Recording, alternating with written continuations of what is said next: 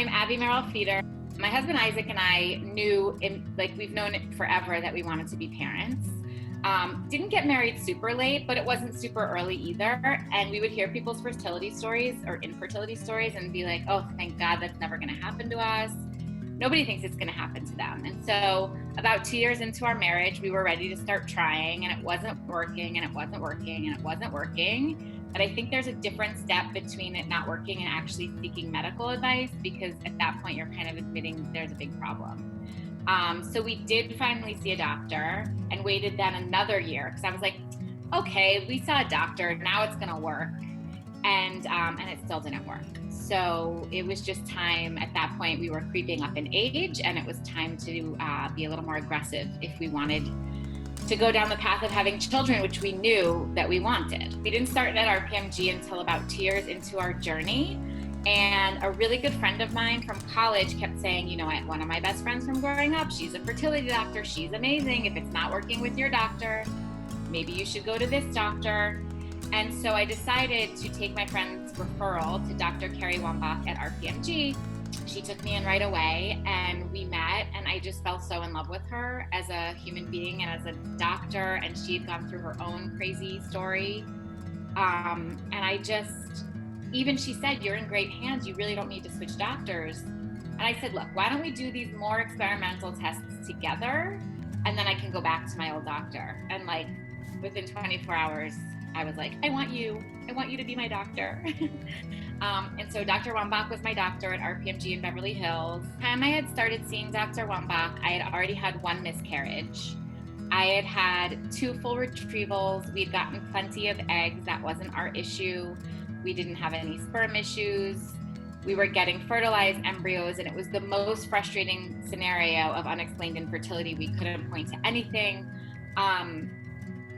And, you know, once I got pregnant, we knew that that wasn't necessarily the issue, and we still weren't getting farther down the road. But there's the endometrial receptivity analysis, an ERA, which is it's like a biopsy of your endometrial lining, which a few people had randomly suggested to me, and my first doctor didn't necessarily believe in it.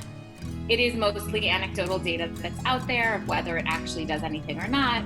But one of the things that excited me right away about RPMG and Dr. Wambach is that it's mostly part of their standard protocol. So she was really willing to do that test. Also, there's something called immune killers. When anything foreign enters your body, if you have a strong immune system, sometimes your body rejects it and just kicks it out and does not accept the pregnancy. So there are different blood tests that you can do for that. And my first doctor didn't think that it was worth doing. And that was also something that was on the initial protocol sheet with Dr. Wambach. I had done 7 transfers, 4 IUIs. And on our 8th cycle, there were like a couple teeny tiny things that we could try. For me, ultimately, we did a fresh cycle, and that's what ended up working. We had done a fresh cycle before. The longest pregnancy that I had sustained was from a fresh cycle. So we were just trying one last time. We all thought it wasn't going to work. And I was like, you know, I just won't be able to sleep at night if I don't think we tried one last time. And here we are. So on my last round of IVF, we tried things a little bit differently. One of the things we hadn't done was ever put 3 embryos in. I had done 2 at a time before, many times. I had done 2 tested, I had done 2 untested, I had done 1 tested and 1 untested, I had done just 1 tested, I had done just 1 untested. Nothing was working. We had never put 3 in, and it didn't really dawn on me to put 3 in because who puts themselves at risk like that? However, with untested embryos, the chances of 3 taking at once are so slim. Plus, with my history, basically nothing had worked already. So we kind of decided, why don't we try 3? We know it's not going to work anyway. You definitely won't get pregnant with 3. Let's see what happens. And we were doing 3, which was a little bit different. We did the autoimmune protocol, which is all the slew of drugs, infusions, etc. And then we were also doing a fresh transfer. So instead of using embryos that had been put on ice, we were going to retrieve the embryos and then 3 to 5 days later put them right back in immediately. We had 3 great looking fresh day 5 embryos. We thought, let's throw them all in. maybe one will take. And if not, we know we're at the end of our road, and we were going to start talking to surrogates. In fact, we had started talking to a surrogate. I was thinking about starting a GoFundMe because I could not imagine how we were possibly going to pay. We were so in the hole from IVF, and then we were going to pay for a surrogate. So all of this was happening at once. And lo and behold, I didn't get pregnant with one or two, but I got pregnant with all 3 embryos.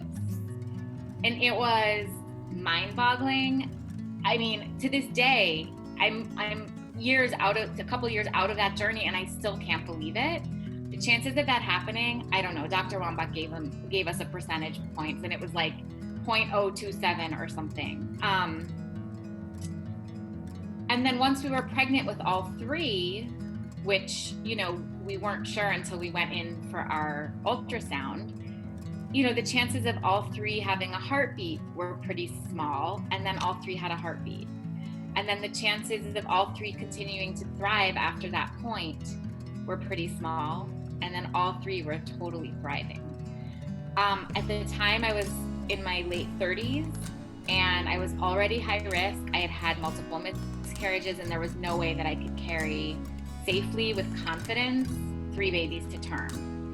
The doctors felt comfortable letting me carry 2 babies to term, but after everything we'd been through, we ended up having to terminate one of the pregnancies for the safety, really, of the other 2 and of myself. And on one hand, it's heartbreaking. Nobody ever wants to have to make that decision. And forever, on the other hand, I will think of that 3rd baby as having been my angel baby, because I have 2 healthy, beautiful twins that I wouldn't have gotten to without that scenario. My twins just turned 2 on November 5th. My son is Malachi Joshua, and my daughter is Amalia Bear. They are delicious and adorable and total chaos. And, I think that at the end of the day, and I would have hated somebody to tell me this while I was going through it, but now that I am on the other side, and I'm a little bit of an older parent, I think I have a different sense of fun and playfulness and patience than I would have had it been an easier journey for me. I recommend RPMG to anybody going through infertility. They're so thorough, and they're just so kind. Dr. Wong is like the epitome of optimism in the shape of a doctor.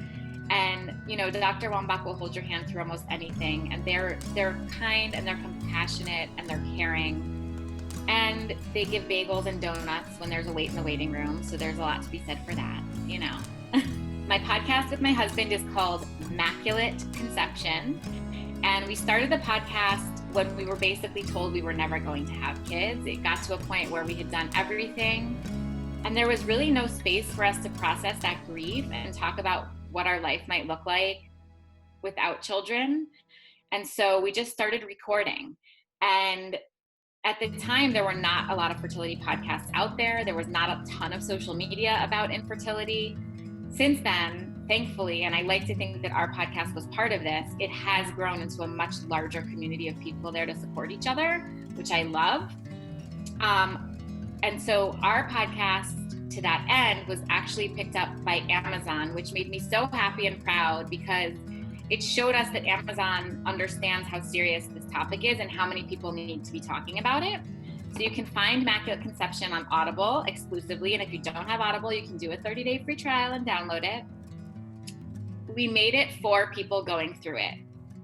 People who listen to it tell us it's like we're reading their minds, and it just feels good to know that you're not alone. And that's literally the number one reason that we made it.